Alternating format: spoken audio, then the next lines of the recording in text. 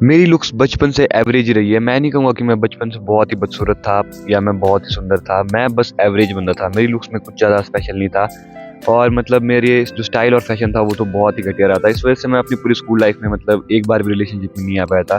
पर पिछले 2 सालों से मैं मतलब लुक्स मैक्सिंग कर रहा हूँ और मैंने लुक्स मैक्सिंग का बहुत ज़्यादा ज्ञान मतलब अपने अंदर ले लिया है। अगर तुम मेरी इंस्टाग्राम पे रील सेक्शन में अगर तुम कभी स्क्रॉल करोगे तो भाई तुम्हें सिर्फ लुक्स मैक्सिंग का कंटेंट ही मिलेगा और कुछ भी नहीं मिलेगा।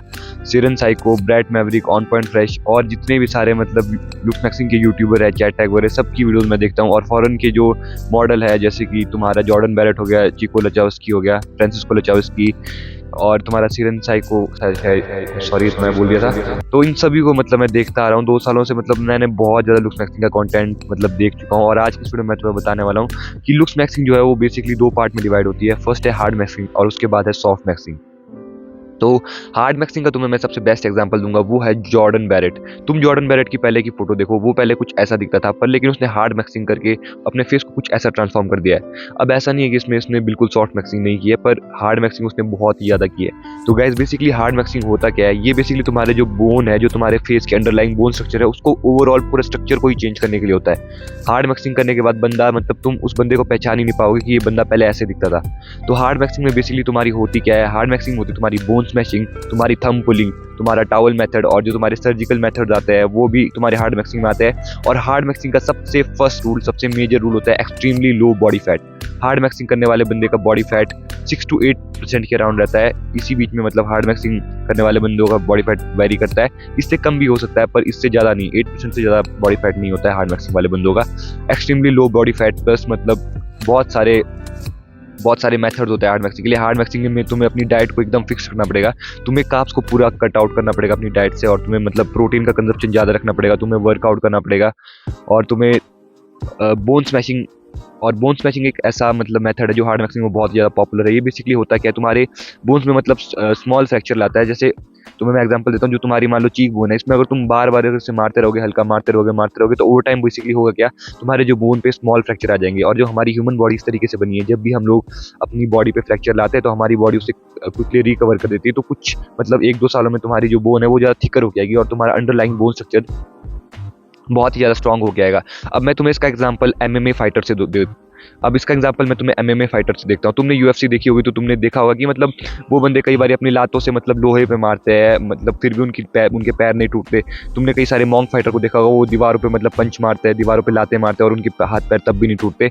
तो गाइज ये भी एक बोन स्मैशिंग का ही एग्जाम्पल है। इसमें बेसिकली होता क्या है कि अगर कोई नॉर्मल बंदा ऐसे दीवार पे हाथ पैर मार दे उसके तो भाई हाथ पैर ही टूट जाएंगे। पर लेकिन उसमें होता क्या है कि वो ग्रेजुअली अपनी मतलब जो बोन की डेंसिटी है उसे इंप्रूव करते हैं। मतलब ओवर टाइम वो लोग छोटे छोटे स्मॉल फ्रैक्चर लाते रहते हैं और इससे कि ह्यूमन बॉडी और इससे कि लॉन्ग टर्म में उनकी बॉडी बहुत ज़्यादा केपेबल हो जाती है और स्ट्रांग हो जाती है।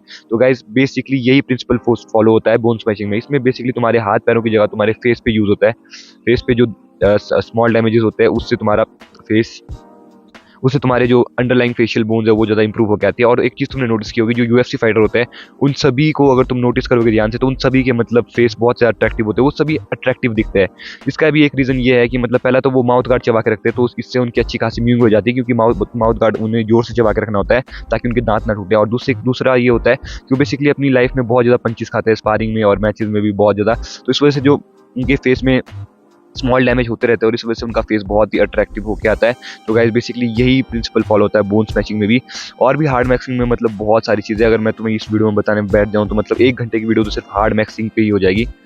तो और दूसरी चीज़ है थंब पुलिंग तुम्हें बेसिकली पता होगा क्या होता है। उसमें तुम्हारे जो चीक बोन है, जो तुम्हारा लोअर जॉ है इसे तो तुम यूइंग करके आगे कर दोगे, लेकिन ये तुम्हारा अपर, ये जो मैक्सिला जिसे हम बोलते हैं, इसे मतलब आगे को ग्रो करने के लिए तुम्हें थंब पुलिंग करनी पड़ती है। अगर तुम्हें इसके बारे में ज़्यादा जानना है तो मैं इस पर एक सेपरेट वीडियो बना दूंगा।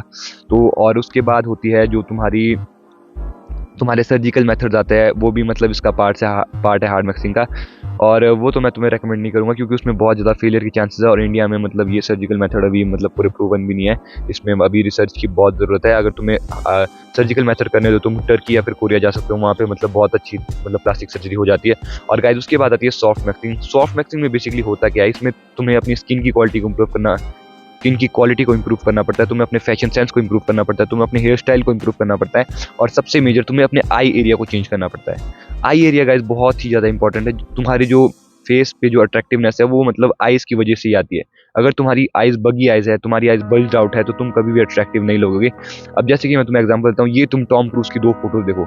इसमें बस टॉम क्रूज़ की जो आइज़ है उसमें हल्का-सा मतलब उसे बगी कर दिया गया है और उसमें थोड़ा-सा मतलब अपर आईलिड एक्सपोज़र ज़्यादा बढ़ा दिया है और तुम देख सकते हो टॉम क्रूज़ अब कितना नर्ड सा लग रहा है।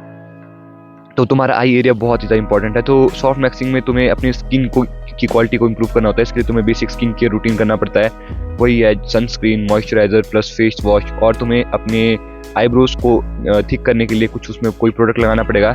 जैसे कि कास्टर एक बहुत ही अच्छा मतलब प्रोडक्ट है जो कि तुम्हारे आईब्रो की थिकनेस को बहुत ही ज़्यादा बढ़ा के दे देता है। और तुम्हें आई एक्सरसाइजेस करनी है, सॉफ्ट आई एक्सरसाइजेस। रात को सोने से पहले तुम अपने फेस पे मॉइस्चराइजर लगा के उसके बाद अपने आइज पे कर सकते हो, और तुम फेस लिफ्ट एक्सरसाइज कर सकते हो। ये बहुत ही ज़्यादा इंपॉर्टेंट है। इसमें बेसिकली तुम्हें अपने फेस पे वही मॉइस्चराइजर लगाना, उसके बाद तुम्हें अपने फेस की बोन के वहाँ से तुम्हें ऐसे लिफ्ट करना है। इससे तुम्हारे फेस पे ब्लड सर्कुलेशन भी बढ़ेगा, तुम्हारे चीक्स हल्के से रेडिश भी लगेंगे और तुम्हारा फेस ज़्यादा मतलब इवन आउट होके आएगा, तुम्हारा फेस ज़्यादा अट्रैक्टिव होके आएगा।